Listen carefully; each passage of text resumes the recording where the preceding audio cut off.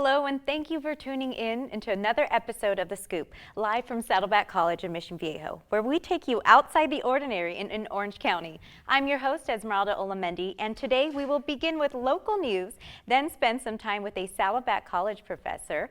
Later, we will take part in a sound experience and learn what it takes to create a student documentary film. And finally, we'll travel to a very special Spanish village by the sea. Hint, it's in San Clemente. But first, we sent out our street team to report on what's happening on campus. So here's the scoop on that, on Channel 39. Last week on the Saddleback campus, the Horticulture and Landscape Department held a presentation for careers in the related field. Except all buildings, that's all mine. Rivers and mountains and prairies and farmlands and parks, that's all mine. My job is design that to make it better environment. That's my job. My name is Ken Lee, and I'm the department co-chair of Horticulture and Landscape Design at Saddleback College.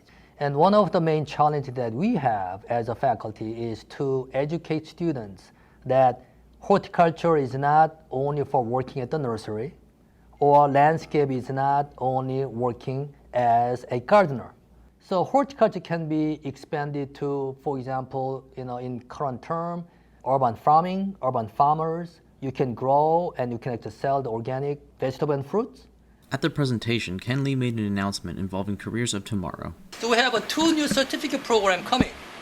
Urban farming certificate program and horticulture therapy certificate program. Why? We see as a department, we see that that's a future trend. The demand for those areas will go up. The whole idea of the horticulture therapy has been around a long time, but we haven't really seen the value of that therapeutic function of horticulture until recently. So we have now more students or people involved in so-called PTSD, and gardening is one of the best therapeutic functions. So whole this horticulture therapy is about understanding that therapeutic functions of gardening and learn how to provide that for people who need that. I think the main thing is that the two certificate program, the new one that we've been creating it, is really focused on two things, which is sustainability and well-being. The landscape design, if it's done properly, focusing on being sustainable and so on, that end result actually enhance the existing natural environment. Landscape design, not only just doing the gardening part, but you can get involved much bigger scale in landscape. So one nice thing about a landscape design is that probably it is one of few professions it has a very broad spectrum from very small garden design all the way up to developing the city. So if any area you're interested in, it can be part of that process. To visit the Horticulture Department, stop by their plant sale on April 27th and 28th at Saddleback College. All proceeds of the sale go to the student scholarships. Well, next we have the opportunity to learn from Saddleback's own Carmen Mara Hernandez Bravo, co-chair of the International Language Department, and she'll help us explore the world around and its people. So let's check in with Christopher Duncan, who has a scoop on Channel 39. Thanks, Esmeralda. We're here today with the International Language Department co-chair here at Saddleback College, Carmen Mara Hernandez Bravo, who will be discussing the study abroad program here to Cuba. How are you today, ma'am? I'm doing wonderful. Thank you for having me. Hello, Awesome. Chris. So our first question today is, have you ever been to Cuba? And if so, what was your favorite part about it?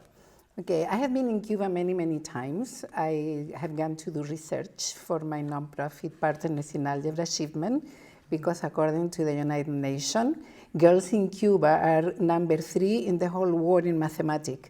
So I have been doing a lot of research, presenting at university, then I have been doing a lot of academic work. But my first trip with a student was last March. So my first time with a group of colleagues, most of them adults, young adults, but from Saddleback College, IBC, Long Beach, and other universities. So that was my first trip in March. And then I was so excited that I did my second trip in December. So we spent New Year in Havana, and then we visited Trinidad and Cienfuegos. Wow, Havana? That was your first trip. Okay, so my next question is, what do I have to do to join this program? Oh, okay. I told everyone this will be my last program, last New Year, but then I joined the march in Santa Ana, and I found so many of my friends there, and they said, no, you cannot quit anymore, we want to go. So I have a huge group again going in December, and I'm going with a colleague of mine. She's an art teacher at Saddleback College, Pam Turner. So we do a dual program, culture, civilization, literature, cinematography, and art. Wow. So we live from December to January. That sounds like a fantastic program. What are the requirements for a person who was interested in maybe joining the program?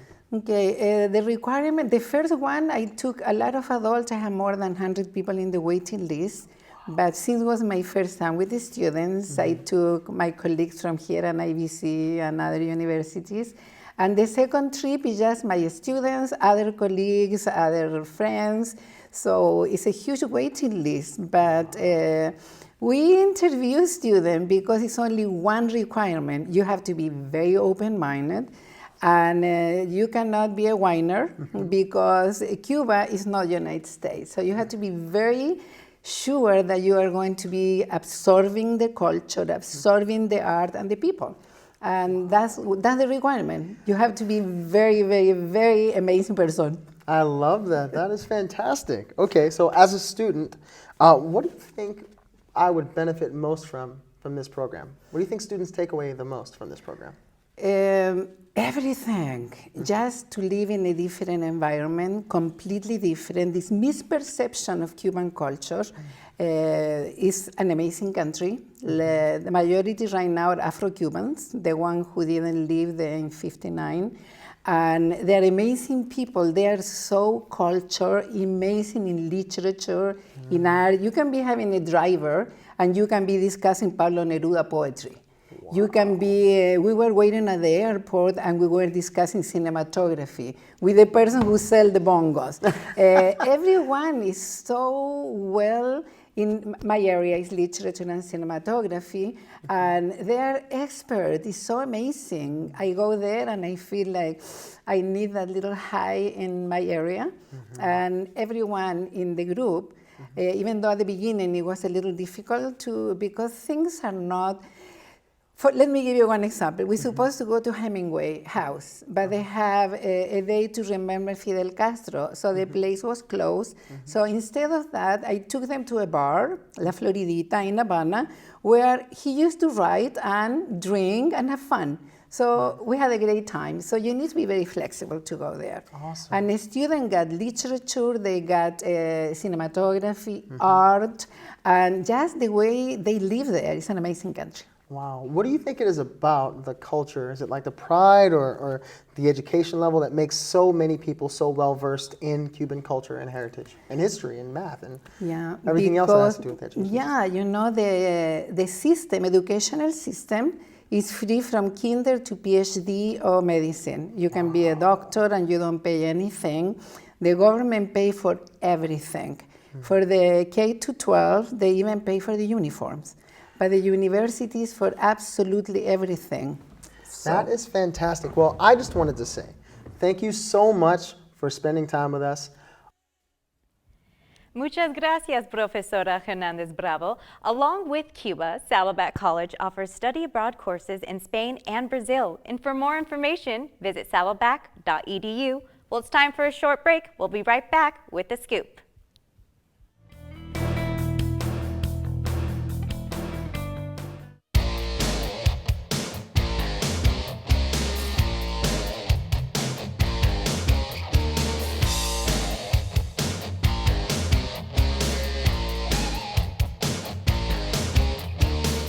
We hope Saddleback College will be your first choice if you seek a dynamic, innovative, and student-centered post-secondary education.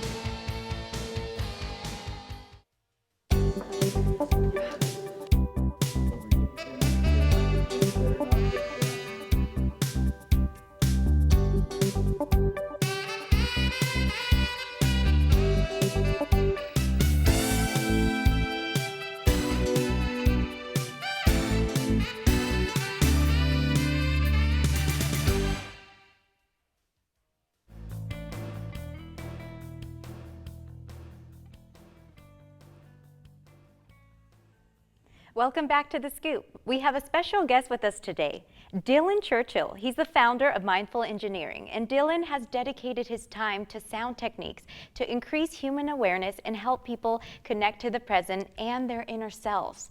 And not only has he had time in the community, but he's also had time to create his own stuff. So here's The Scoop on Dylan Churchill, and he's live in studio with Will. Take it away. Thanks, Esmeralda. This week we have a really exciting in the studio segment with Dylan Churchill, actually making his second appearance here on Saddleback College Television. It's very nice to see you again, Dylan. And I understand that your latest project is something called Mindful Engineering? That's right, yeah, mindful engineering. And it's a fusion of the oral, the musical that you do so well, and meditation, is that right? Yeah, so there's all sorts of mindfulness practices people can use for relaxation, like meditation or yoga, breathing techniques. So what you see here are crystal quartz singing bowls, and people will come to my workshops or my sessions. Sometimes they're called sound baths, and they'll lay down and I'll induce a state of meditation by using the intensity of the sound of the bowls. So you'll hear they're very loud, and they're called sound baths because experiencers are tended to be bathed in those vibrations. There's a lot of healing benefits, and again, it can induce states of relaxation. Wow, how cool. Yeah. And so the typical session, I understand, is fairly long. That's right, yeah, about an hour to 2 hours long. Wow, and so we obviously don't have that much time today on the show, but we do have time for just a sample, of course, if you're willing to indulge us. All right, well, I'd thank you, and I'll be back.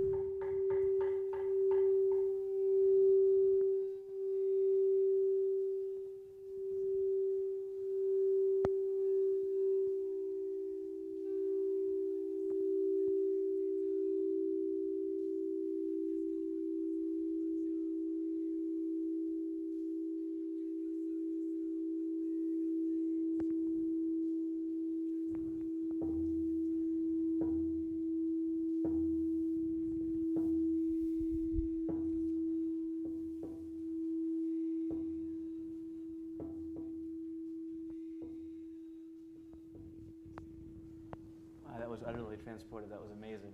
I've never done like a sensory deprivation tank, but I feel like I have now. That was really cool.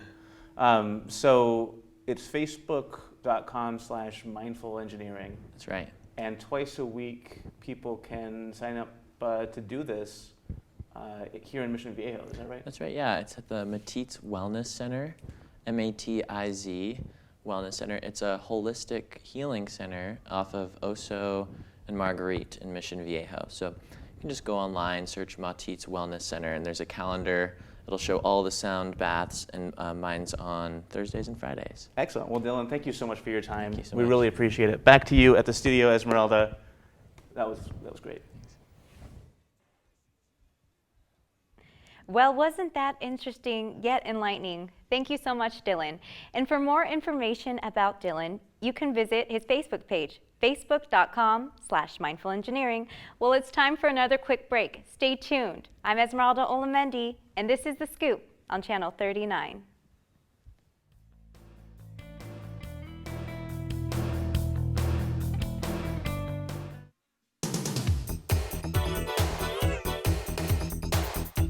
Saddleback College enriches its students and the South Orange County community by providing a comprehensive array of high-quality courses and programs. We foster student learning and success in the attainment of academic degrees and career technical certificates, transfer to four-year institutions, and improvement of basic skills.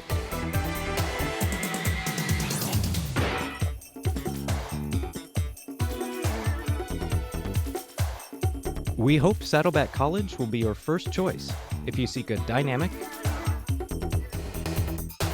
innovative, and student-centered post-secondary education.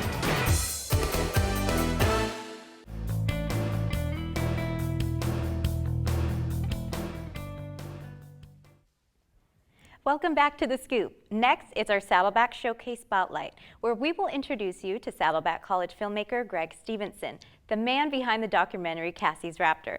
It's a story about a young girl and her relationship to birds, but not just any type of birds. Birds of prey, that is. Let's fly away to Greg.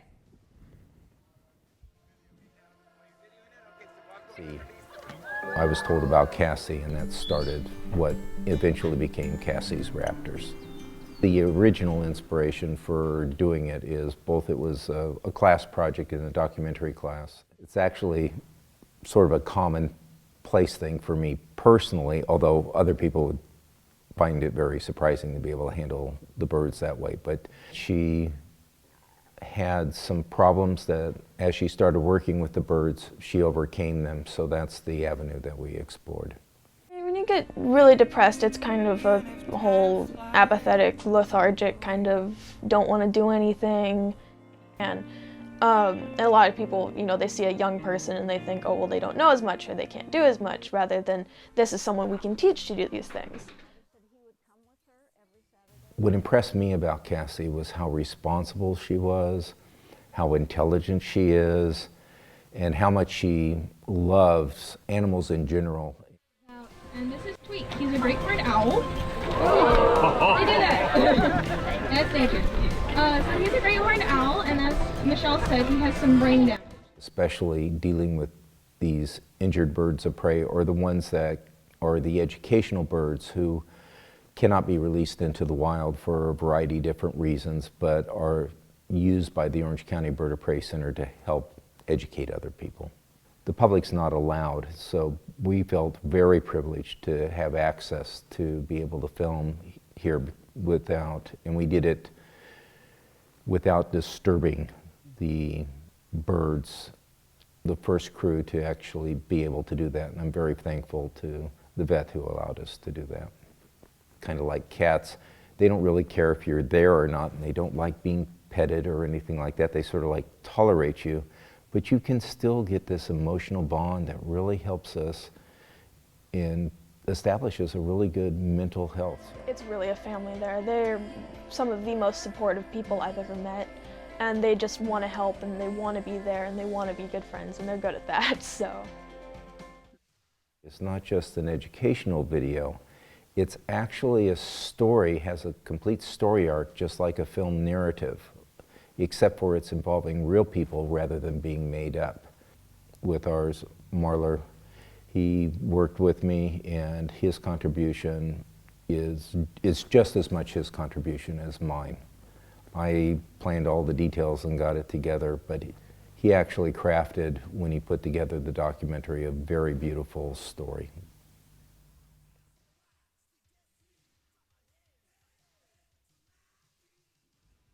Welcome back, and congratulations on a beautiful story. Greg's documentary will be featured at the Saddleback College Film Showcase at the Newport Beach Film Festival, and it'll be playing at the Lido Theater April 22nd. Visit newportbeachfilmfest.com, and I hope to see you there. Now, every local scene needs a place to cherish their history and culture, a heart of the community, and for San Clemente, that heart is Casa Romantica. Let's explore it together, right here on The Scoop.